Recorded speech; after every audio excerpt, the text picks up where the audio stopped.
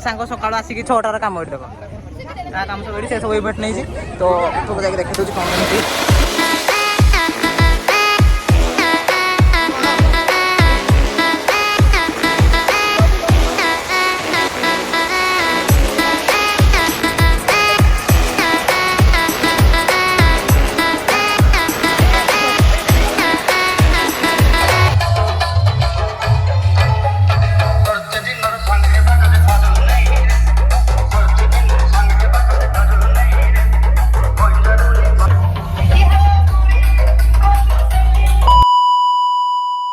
hello hi नमस्कार मोर पुणी थोड़ा स्वागत कर जाऊँ नुआ ब्लॉग आज हम जाऊँ मो सांग दीदी बाहर को ए बाहर घर पूरा गेटअप रेडी तापर मुझे जाऊँ मो सहित मो सांग जाऊँ मो भाई जन राति अच्छी तो रिसेप्शन तो ये कहली ब्लॉगटा स्टार्ट करदेवी बाकी सब कथा पर कह चलते ब्लॉग देखते कौन अच्छे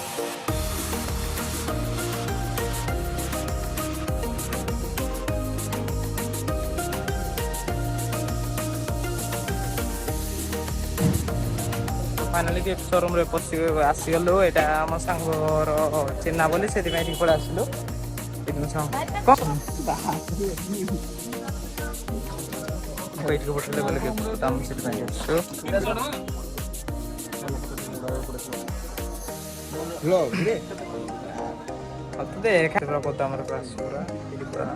भल भल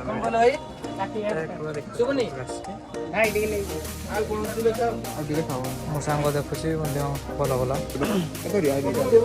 तो देख पाते कोपर डिजाइन रे पूरा भल भल मिल कहीं पूरा तैयारी होची बेटा पसंद देखो हम चलन देखे दे ये फोटोटा केमती लगे सब लगुच फोटोटा यहाँ चूज कर तो रेड मार्क सब कला बाहरी जा रही देखा ना खाऊ ब्लॉग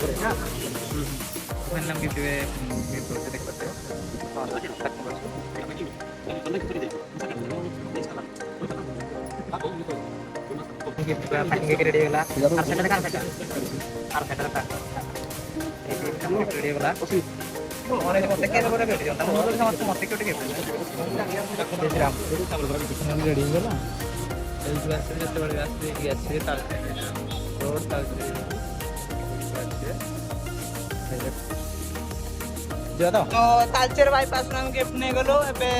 बहुत रात सारे सांग कौन करा बेड़ा खरा जाऊँ रॉकेट स्पीड रे जीवु बुलेट स्पीड रे चलो पहुंची के डायरेक्ट सांग घर पहुंची ब्लॉग सेट देखिए कौन केमती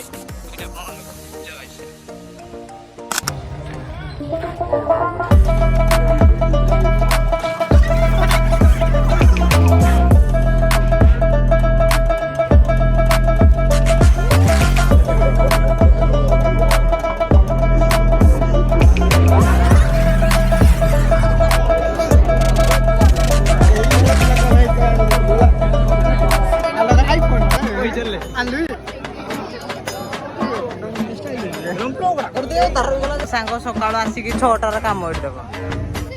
कम सब से सब इवेंट नहीं तो ऊपर को जाके देखी दूसरी कौन केमती